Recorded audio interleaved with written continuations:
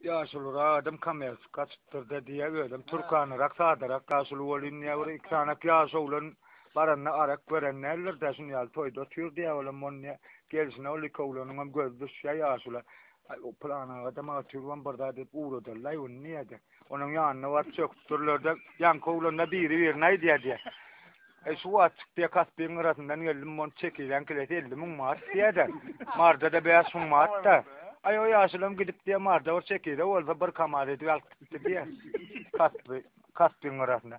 Ay eltti de oraya kıkıla yatacağını yönün alttır kilyon kan üstüne satma için görkelmez var. Galana meyinle dur. Dangula vardı olun ya günyas kiliyan çav oturum mon kilek neçeden dikiliyan ama yok diye de. Ay yankı oğlanlara elin toktu olittir. Onun beyletinde pamador satı oturun. Şu yaşlı ertirdi. Nere oturuyor? Beni neyse diyte de bağır çekildi. Soğuldu. Halk kaçacak. 100 diyte 200 diyte de bir uğradılar. Yaşlı ünlük barttır yanında da. Yaşlı bağır çekildi. Son bir deyip duruwan. Kaç bin saletten amma diye.